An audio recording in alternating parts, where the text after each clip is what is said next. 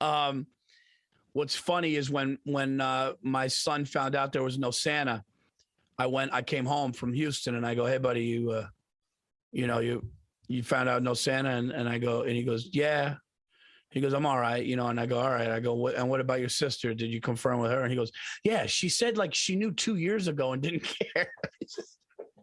That's like my daughter sniffed that out like the Sicilian that she is. She fucking was asking questions 2 years ago. Lucas has that innocence where he just was like devastated, and my daughter was like, well, no, she had the advantage of having an older sibling too. Yeah, that's true. True. They come up quicker. Well, here's like my son's hilarious right now.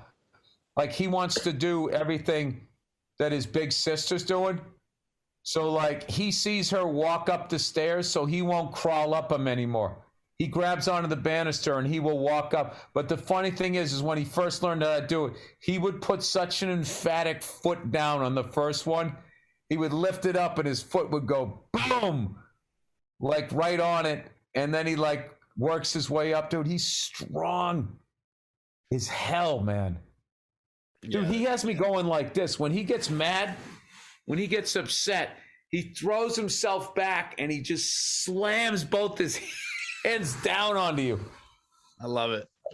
It's just like, no, I told you he was at the park and some kid tried to take the toy away from him and he yanked it back and he gave the kid a smack. I've never been, I mean, that was one of the highlights. Yeah, that's the best. I actually had my best night as a parent, as far as like with my wife 2 nights ago. My son woke up, he was crying. And we went in there and my wife went in, he said, he's burning up. He's like teething or something. Or my daughter brought something home that she could fight off and he couldn't. And he was just miserable. And, ended up taking him out of the sleep sack. He just had his diaper on. You put the washcloth on him, cooling him off, gave him a little Tylenol. And we just stayed in the bed with him. And because he was so hot, our bodies were cool to him.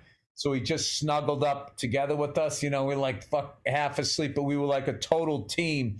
And like the next day, I texted my wife, told her how proud I was that she was the mother of my kids, and she crushed it. And she goes, I was just about ready to say the same thing to you. And part of me wanted to be like, yeah, well, why didn't you? Why did I have to say it first? No, I'm kidding. No, but it was like, we totally worked together. Nobody bitched, even though it was like 3 a.m, and comforted him. We got the fever to come down, and it's our second kid, so we weren't freaking out as much. Like, we were able to sort of, ride the storm together. It was good. It's a good night. It's the best, man. And the best is like having those kids, like I was going to say, at least whatever season you love, whatever holiday you love, at least it's the holiday fucking season, dude. Like it is like time to be home. I took December off.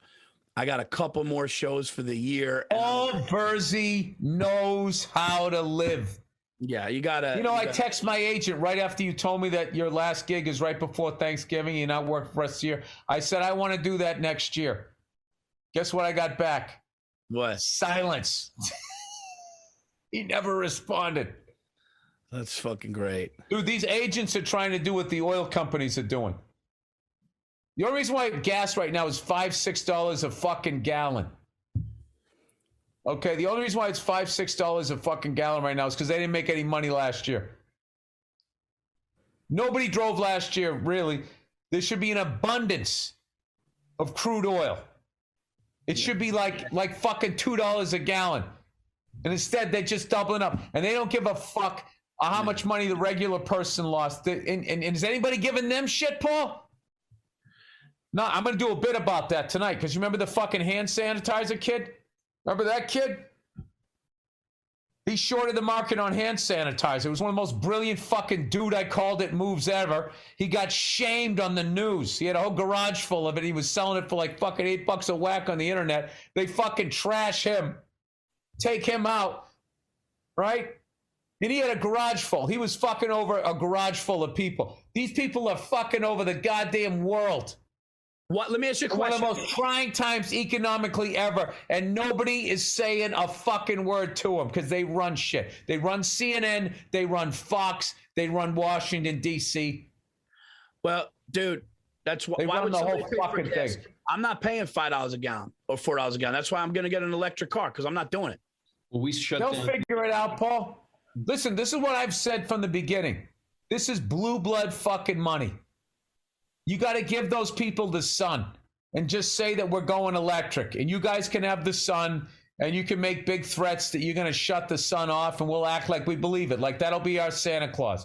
And we'll just give that to you so you can keep getting your fucking money because they're so fucking wound up on making a buck. They have just, I love how all of these people just denied global warming, greenhouse gases, all of that shit, climate change, whatever the fuck you call it. And now it's just like, yeah, okay, it's happening, but there's this and there's that and the fucking, it's like, no, you guys denied this for fucking, they've been denying it, Paul, since the 1950s.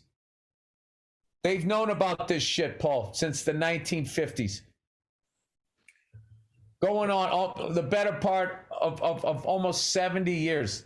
They've had time to not get ourselves into this fucking situation where Miami's going to be under the ocean.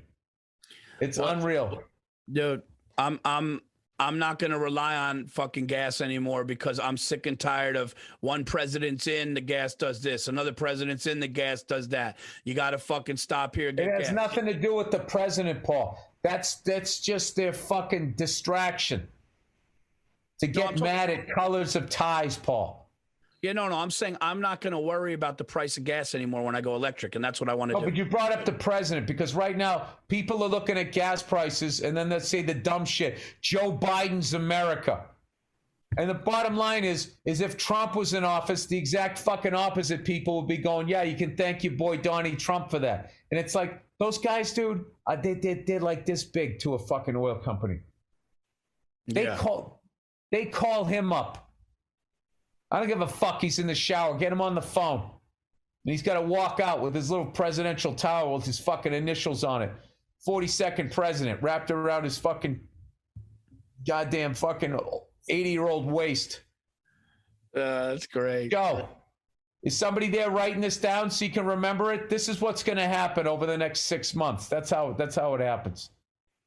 Dude, that just reminded me of when I stayed in Jimmy Carter's suite. I stayed in Jimmy Carter's room with my wife, and that's how my daughter, how fucking hilarious is that? We were in his suite. She goes, oh, you're staying in the White House? No, I was staying in Jimmy Carter's suite where he stays on in Mystic, Connecticut. And it was his room when he went there. And dude, it was presidential. We went in there. She goes, oh, you know the room they gave you? I was doing a gig. And dude, you had to walk upstairs and then go downstairs into the bathtub. And this shit was fucking nuts. And it was like president. That's why Jimmy Carter's the greatest president ever. It was nuts. Because he's such a down-to-earth guy that Paul Verzi can stay in the room he stayed in and have himself a good night.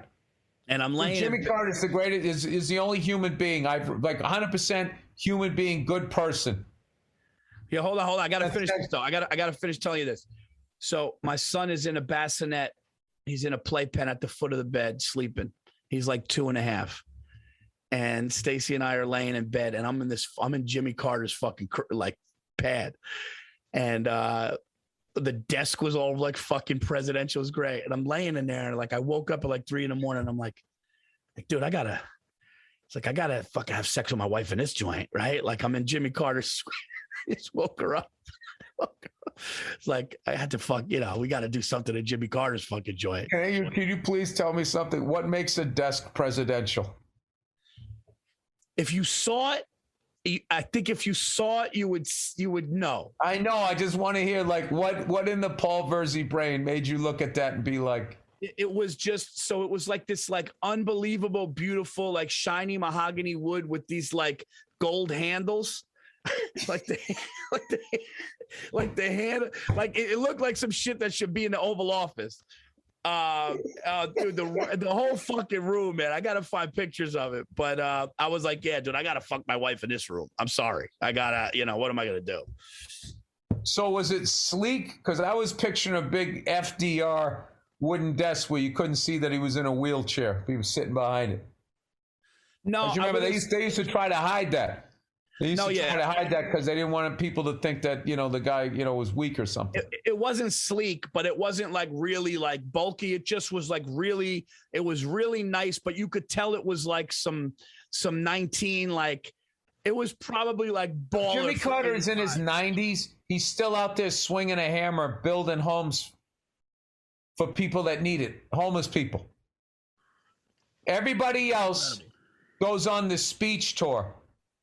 You know, and they go out and they give speeches. Who do they give speeches to, Paul? You and me? No, they go out to the people that gave them money to get into the office. They're just washing their bribe money. Rather than just going, hey, man, here's fucking $200-300 grand for fucking hooking us up over the last 48 years. They go out and they give a speech.